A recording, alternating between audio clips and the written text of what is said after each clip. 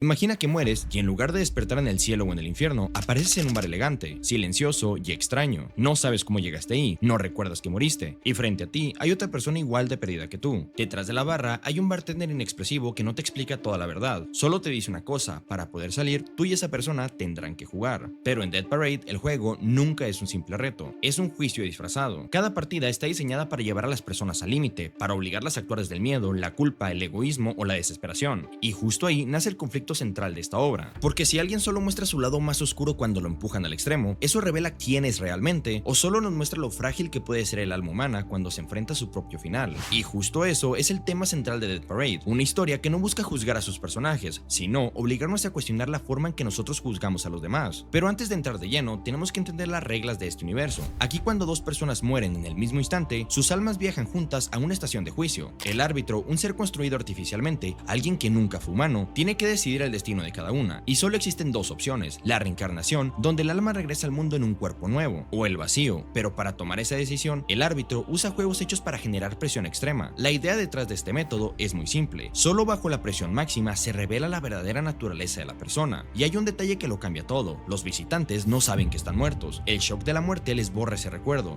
llegan confundidos, creyendo que todavía hay algo que perder. Ese engaño también es parte de este sistema. El árbitro principal se llama Dezim, nunca muestra emoción y siempre habla con una calma impecable, pero tiene algo que lo distingue del resto: lo construyeron con emociones humanas implantadas. Es un experimento de su supervisora Nora, que quiere saber si un árbitro con empatía juzga mejor. Su asistente es una joven de cabello negro que no recuerda su nombre ni quién es, y lo que vamos a descubrir sobre ella es una de las historias más importantes de esta obra. El primer juicio que se nos muestra en la serie es el de dos esposos recién casados que estaban en su luna de miel. El juego elegido son dardos, pero con una pequeña trampa: cada zona del tablero está conectada al sistema nervioso del oponente, así que donde cae el dardo, duele. Pero ellos no creen que sea verdad, hasta que lo comprueban, y entonces los primeros turnos se vuelven un acuerdo silencioso. Los dos lanzan al vacío para no lastimarse, hasta que un error involuntario de Takashi rompe el equilibrio, y a partir de ese primer impacto, los recuerdos empiezan a regresar. Takashi recuerda que en el baño de su propia boda, escuchó a dos invitadas de Machiko decir que ella se había casado por dinero, y que su verdadero amor era otro hombre. Takashi las escuchó y no dijo nada, siguió sonriendo las fotos, bailó en la recepción, y cargó esa información como una granada sin seguro durante toda la luna de miel. Pero ahora esa bomba le explota en plena partida. Takashi empieza a lanzar con intención. Machiko siente el dolor y en medio del caos le pide que no le apunte al abdomen. Y justo ahí llega una revelación: está embarazada de 10 semanas y se lo quería dar como sorpresa. Takashi se paraliza, recalcula toda su vida en segundos y justo en ese momento de parálisis lanza el último dardo. Por accidente cae en la zona del abdomen en puntuación doble. El juego termina y Dezim le revela la verdad: murieron en un accidente de auto durante la luna de miel, provocado por el estado emocional alterado de Takashi. Takashi en ese momento intenta atacarla, Dezim lo inmoviliza y el veredicto cae: Takashi es enviado a la reencarnación y Machiko es condenada al vacío.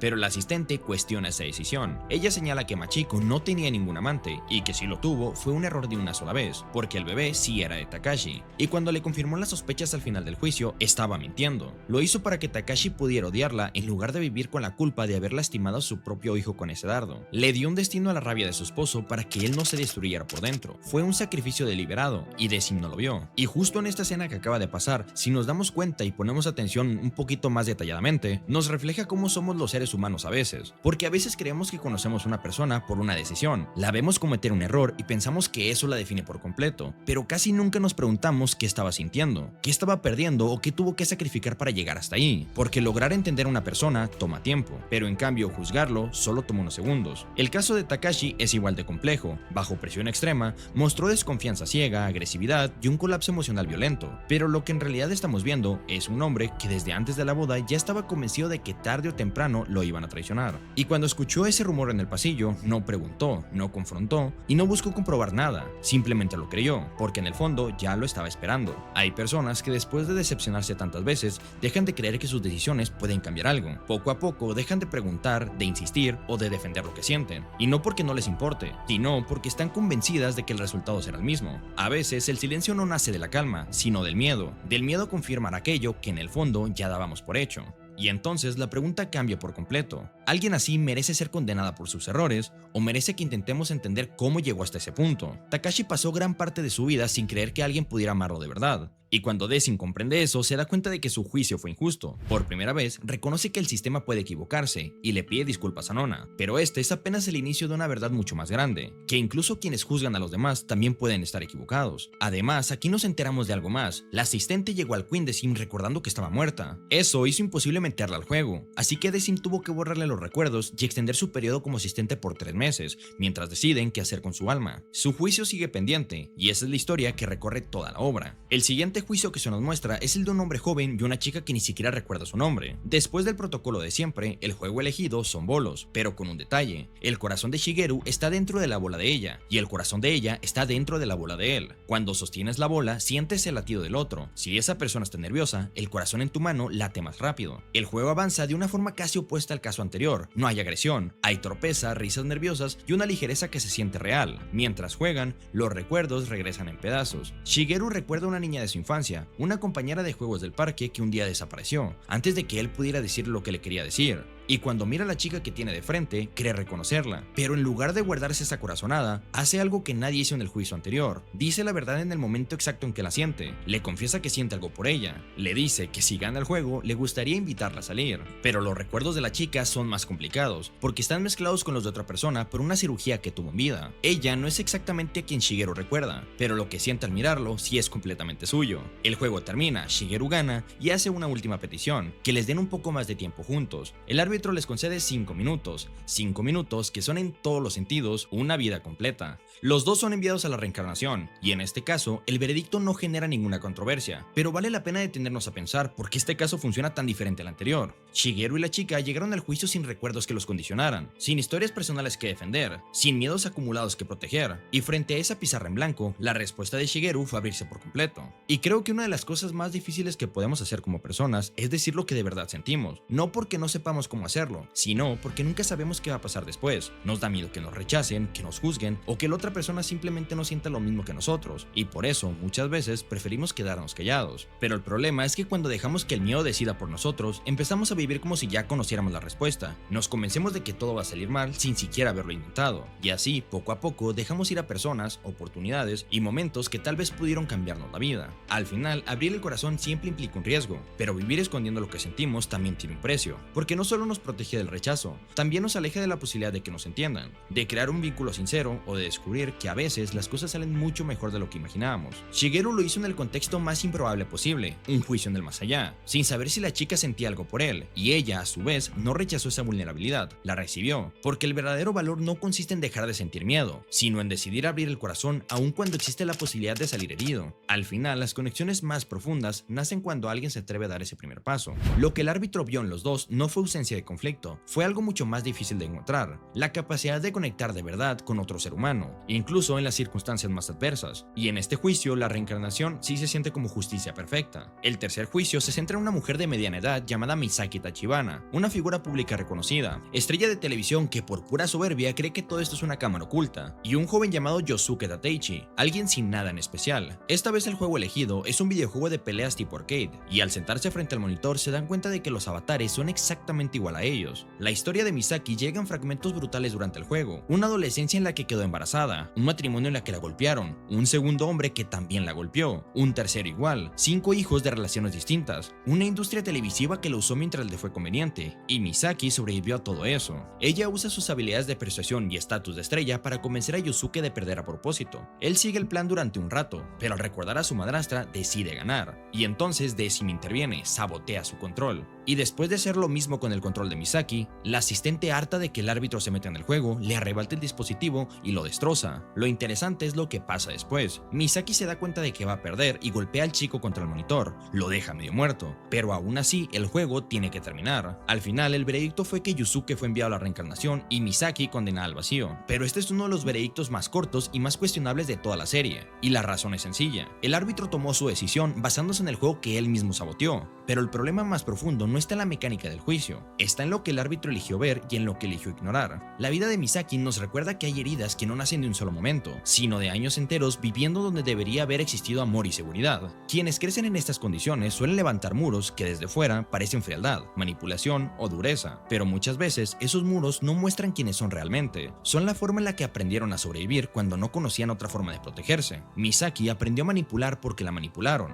aprendió a usar la seducción y la negociación porque nadie le dio nada sin querer algo a cambio. El árbitro vio una mujer intentando controlar el juego, pero no vio una madre que en sus últimos recuerdos solo pensaba en sus 5 hijos, y esa distinción es justo la diferencia entre juzgar a una persona y juzgar la estrategia de supervivencia que esa persona construyó para no destruirse. El caso de Yosuke complica todavía más el veredicto. Sus recuerdos apuntan a una madre biológica que le dijo que ojalá no hubiera nacido, a una vida entera de invisibilidad y a la decisión de quitarse la vida. El árbitro vio a alguien tranquilo durante el juego y lo mandó a la reencarnación, pero la tranquilidad no siempre es paz, a veces es disociación, y Decim todavía no tiene las herramientas para distinguir una de la otra. En el siguiente juego llegan al King Decim un hombre mayor y un niño. Hay algo fuera de lugar en este caso, pero Decim no logra identificar qué. El hombre toma al niño como rehén, Decim lo inmoviliza, y entonces el niño droga al asistente con solo tocarla. Ese niño es Ginty, otro árbitro, enviado disfrazado para poner a prueba a Decim. La prueba consistía en detectar cuál de los dos era el visitante real, y Decim se equivocó. Se enfocó en el hombre mayor y no notó que los recuerdos del niño nunca llegaron a su mente. Aquí también se establecen las 3 reglas fundamentales que Oculus, el ser más antiguo del sistema y lo más cercano a un dios en este universo, les dicta a los árbitros. Primera, no puedes dejar de juzgar. Segunda, no puedes experimentar la muerte. Y tercera, no puedes tener emociones. Decim violó las 3. Nona lo sabe, porque ella lo planeó así. Después cambiamos de escenario al bar de Ginty, el Big Ginty. Si el King Decim de Decim es frío y elegante, el Big Ginty es cálido pero tenso. Y si Decim es distante aunque respetuoso, Ginty es directo hasta la crueldad y se aburre con una facilidad impresionante. Ahí llegan Mayu Arita, una joven sobreexcitada, y Harada, miembro de la boy band favorita de la misma chica. El juego elegido para su juicio es Twister, pero Ginty lo convierte en una trampa mortal. Los colores del tapete representan acciones, uno te quema, otro te congela y otro hace que el suelo desaparezca sobre una fosa de picos. Todo esto convierte el juego en una situación de vida o muerte, y justo cuando Harada está a punto de empujar a Mayu al vacío por puro instinto de supervivencia, Mayu se suelta sola, por voluntad propia, no porque quiera morir, sino porque prefiere caer antes de obligar a Harada a empujarla.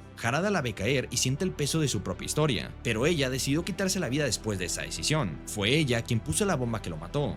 Ver a Mayu sacrificarse por él, una total desconocida que solo lo conocía como fan, hace todo lo que puede pero no logra salvarla y ella cae. Aunque al final todo está bien, porque los picos resultan ser falsos. Mayu aterriza sin ningún rasguño, y los dos, en lugar de entrar en pánico, terminan improvisando un pequeño concierto para el personal del bar. En este juicio, Ginty no da un veredicto inmediato, pero la lógica que lo va a llevar a su decisión ya se alcanza a ver desde este momento. Ginty opera desde una filosofía simple y absoluta. Los humanos siempre se aferran a su propia vida cuando están frente a la muerte. Eso es universal, y cuando confirman ese impulso, merecen el vacío. El problema es que esa filosofía no tiene un mecanismo de revisión. Cuando Mayu no se aferró a su vida, cuando la entregó por voluntad propia, Ginty no supo qué hacer. Su modelo predictivo falló, y en lugar de reconsiderar el modelo, Ginty esperó a poder aplicarlo de otra manera. Harada es más fácil de analizar. Fue un mujeriego que causó sufrimiento real por negligencia emocional, no por maldad, sino por una incapacidad de tomarse en serio el impacto que tenían sus actos sobre otras personas. Su reacción final, al intentar salvar a Mayu, nos muestra que debajo de esa imagen construida, había alguien capaz de reconocer el peso de lo que hizo, pero el sistema de Ginty no tiene una categoría para ese tipo de reconocimiento tardío. Ginty le informa a Mayu que Harada fue enviado al vacío. Su cuerpo sigue en el bar, pero su alma está perdida en la oscuridad, y entonces le ofrece un trato sin precedentes en el sistema. Puede sacar a una persona al azar para que la energía de esa alma reemplace a la de Harada, y él pueda regresar. La identidad de esa persona no importa, es solo una decisión. Mayu lo duda, no puede sacrificar a un desconocido, ni siquiera por quien más ama. Al final aprieta el botón, pero no para sacrificar al desconocido, se sacrifica a sí misma. Entra al elevador rumbo al vacío esperando que Harada esté ahí, y sí está. Ginty los mandó al vacío a los dos. Lo que parecía un gesto de amor recíproco, Ginty lo interpretó como la oscuridad que siempre esperaba encontrar. Mayu sacrificó a alguien, aunque ese alguien fuera ella misma, para poder conseguir lo que quería. Este es el veredicto más oscuro de toda la serie, no por lo que dice sobre las personas que están siendo juzgadas, sino por lo que dice sobre el juzgador. Los humanos siempre se aferran a su propia vida cuando se les presenta la muerte, y ese aferramiento justifica justifica el vacío, pero Mayu no se aferró a su vida, la entregó. Entonces Ginty torció la lógica. Sacrificar a uno mismo también está mal. No hay forma de ganar en el sistema de Ginty, porque Ginty no juzga, solo confirma una conclusión que ya había tomado antes de ver la evidencia. Y lo más triste no es que una persona cometa un error, lo más triste es cuando ese error se convierte en la única forma en que los demás son capaces de verla, porque a partir de ese momento ya no importa lo que haga, cualquier decisión que tome va a ser interpretada desde ese mismo lugar, y cuando eso pasa, cambiar ya no depende solo de uno, también depende de alguien que esté dispuesto a mirar más allá de la etiqueta que te pusieron.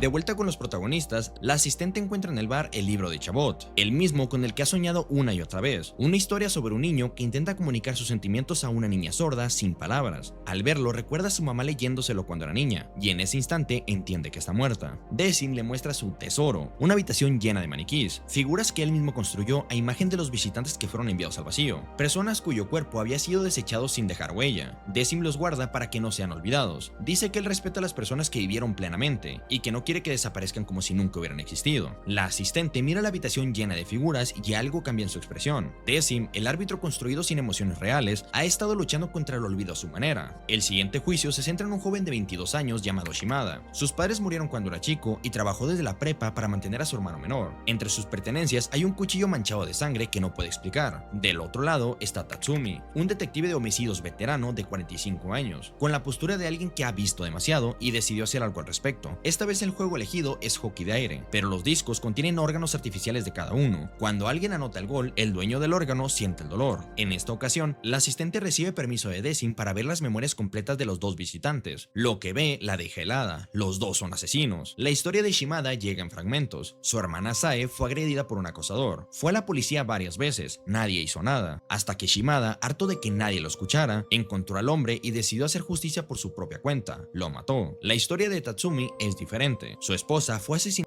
de un robo en su propia casa. Después del crimen, Tatsumi usó su puesto de detective para rastrear al criminal y lo mató, pero no se detuvo ahí. Siguió usando sus contactos para encontrar criminales que el sistema dejaba libres y los ejecutó personalmente, y no fue solo una vez, lo hizo durante años. El giro llega cuando Shimada recuerda algo más. Alguien estaba observando mientras atacaban a su hermana, alguien que no intervino. Ese alguien esperó a que el crimen se consumara para poder matar al agresor con más justificación, y ese alguien no es nadie más ni nadie menos que Tatsumi, quien lo confirma. Él vio la agresión contra Sae y no hizo nada porque necesitaba que el crimen se completara. Usó a Sae como instrumento, y el segundo hombre que mató a Shimada era Tatsumi. El juego termina y Tatsumi se regodea con su estilo de vida, ofreciéndose como objeto de tortura para que Shimada descargue toda su rabia. Decim decidió sacar la oscuridad de las almas de los juzgados. Hace algo perturbador. Pone los discos de los órganos de Tatsumi frente a Shimada junto a un cuchillo. La asistente le suplica a Shimada que no lo haga. Shimada casi se detiene. Entonces Tatsumi, con una frialdad calculada, dice exactamente lo que sabe que lo va a detonar: que usaron a su hermana, que él la vio sufrir a propósito. Shimada perfora todos los discos. Tatsumi se retuerce del dolor y la asistente llora. En este juicio, los dos son enviados al vacío. El veredicto sobre Tatsumi es, desde la psicología, el más justificable de toda la serie. La psicología forense distingue varios tipos de asesinos, y Tatsumi corresponde a lo que se conoce como asesino de motivación misionaria, alguien que mata convencido de que está mejorando el mundo, con una lógica interna coherente y una agenda que él mismo percibe como moral. En ese sentido, su figura recuerda inevitablemente a Light Yagami, el protagonista de Death Note, quien bajo el alias de Kira también asesinaba criminales con la convicción mesiánica de convertirse en el dios de un nuevo mundo. Los dos construyeron sistemas cerrados de justicia. Los dos eliminaron a quienes consideraban un estorbo para su utopía, pero Tatsumi tiene un límite que Light cruzó desde el primer día. Tatsumi nunca dejó de sentir el peso de lo que hacía, mientras que Light terminó matando por orgullo y por conveniencia. El problema de este tipo de personas no es la falta de razonamiento, es que ese razonamiento no tiene frenos externos. Tatsumi decidió por su cuenta quién merecía morir y lo ejecutó durante años, pero cuando usó a Sae como instrumento de su cruzada, cruzó la línea de separar la justicia personal de usar víctimas inocentes como herramientas. El vacío para Tatsumi es lógico, pero el caso de Shimada es mucho más complejo y mucho más trágico, porque él mató desde un lugar de amor desesperado, ante el fallo de un sistema de seguridad que nunca le dio respuesta. La psicología distingue entre violencia instrumental, que es fría, calculada y busca un objetivo externo, y la violencia reactiva, que nace del dolor y la impotencia cuando ya no queda ninguna otra salida. Shimada es claramente el reflejo de esta última. Al ver que la policía no hacía nada por ayudar a su hermana, se vio obligado a tomar la justicia por sus propias manos, aunque eso lo convirtiera también a él en un criminal. Pero el veredicto al vacío de Shimada no responde a lo que Shimada era.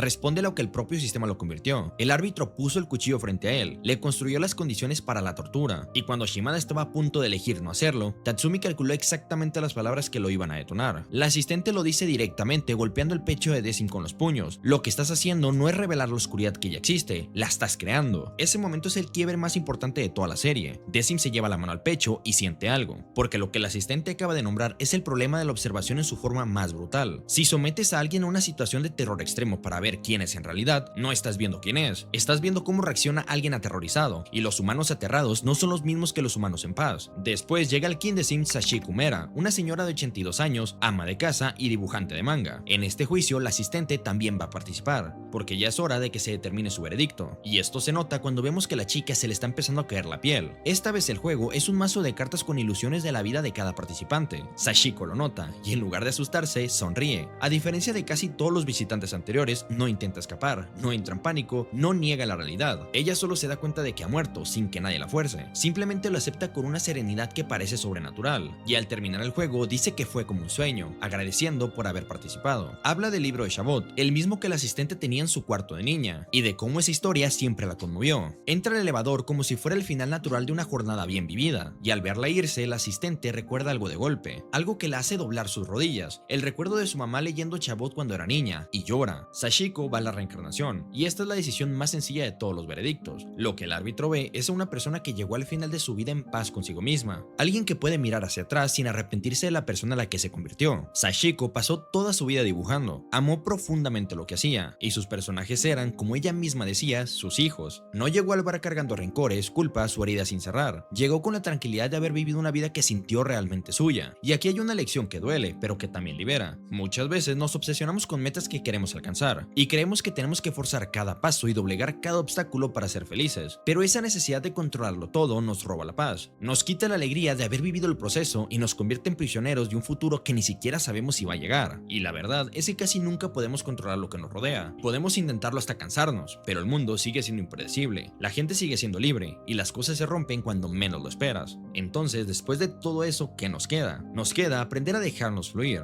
Queda aceptar que solo podemos controlar lo que está a nuestro alcance, nuestras decisiones, nuestras acciones, nuestra forma de responder a lo que viene. Lo demás es al azar. Y justo cuando soltamos esa obsesión por tener todo controlado, empezamos a vivir de verdad. Una vida más auténtica, más tranquila y más feliz. Como la de Sashiko. No todas las almas llegan rotas. Algunas llegan completas porque entendieron que el camino también es parte del destino. La escena de Shiyuki llorando al recordar a su madre es uno de los momentos más humanos de toda esta obra. Una joven que creía no entender ni ser entendida por nadie, recordando por un instante el amor más simple y más grande que conoció. Y es aquí donde la obra empieza a preparar su última pregunta. Decim lleva a Shiyuki dormida al nivel más bajo de la torre, su habitación real de cuando estaba viva. Ahí vemos trofeos y unos patines. Shiyuki fue patinadora artística profesional, una de las mejores jóvenes del país, hasta que una lesión en la rodilla le quitó para siempre la capacidad de patinar. Los médicos fueron claros: nunca más. El mundo siguió, sus compañeras siguieron, y Shiyuki no pudo seguir con ellos, no por falta de voluntad, sino por lo que era ella. La forma en la que se entendía a sí misma en el mundo estaba completamente construida sobre el patinaje. Sin él no sabía quién era, y en un momento que la serie nos muestra con una quietud devastadora, decidió quitarse la vida. Ahora está en su habitación y su mamá llega a casa. Decim le ofrece una opción que no existe en el sistema estándar. Hay un botón, si lo presiona puede volver a la vida, pero una persona al azar va a morir en su lugar, alguien que ella nunca va a conocer, que no tiene nada que ver con su historia, pero Shiyuki vivirá. Shiyuki mira el botón, mira a su mamá, y recuerda a Takashi Yamachiko en los dardos, a Shigeru en los bolos, a Misaki amamantando a su bebé con la cara golpeada, a Shimada llorando sobre su hermana, a Sashiko hablando de sus personajes como si fueran sus hijos. Todas esas personas tenían a alguien que las quería, y la persona al azar que moriría en su lugar también tiene eso. Shiyuki no presiona el botón, pero entonces le pide a Decim que lo presione él por ella, porque en ese momento quiere vivir más que nunca, y siente que no tiene las fuerzas para no hacerlo. Decim le revela la verdad: no hay botón real, era una ilusión, una última prueba, y entonces por primera vez en toda la obra, Decim llora. Shiyuki es enviada a la reencarnación, y este es el veredicto más pensado de toda la serie, porque es el único que el árbitro diseñó específicamente para una persona. Shiyuki llegó al bar recordando que estaba muerta. Eso la hacía imposible de juzgar con métodos normales. No podían presionarla con el miedo a perder algo, porque ella ya sabía que lo había perdido todo. Decim pasó meses observándola, aprendiendo de ella, y diseñó un juicio que no dependería de la presión extrema, sino de algo diferente: la posibilidad de elegir libremente frente al sacrificio. La verdadera prueba era ver qué haría cuando tuviera la oportunidad de salvarse a costa de otra vida, y al no presionar el botón, dejó claro que entendía algo que no todos llegan a comprender, que la vida de los demás vale tanto como la nuestra. Hay personas capaces de pensar primero en el sufrimiento ajeno, incluso cuando ellas mismas lo están perdiendo todo, y esa clase de compasión es quizás una de las formas más puras de humanidad. Shiyuki, que en vida no pudo conectar consigo misma después de perder el patinaje, encontró en el bar de los muertos la capacidad de conectar con toda la humanidad. Eso fue lo que el árbitro reconoció. Su historia también ilumina algo que la obra viene construyendo desde el principio: la diferencia entre una vida que se rompe desde fuera y una que se rompe desde dentro. La mayoría de los visitantes del Kindesim llegaron dañados por otros, por traición, por violencia, por abandono. Shiyuki llegó dañada por la pérdida de sí misma, y esa pérdida, la de quien uno cree que es, puede ser tan devastadora como cualquier otra. Hay pérdidas que duelen porque alguien se va, pero también hay pérdidas que duelen por lo que uno deja de ser. Shiyuki perdió el sueño de lo que iba a llegar a ser, y ese duelo no es menos real, es silencioso,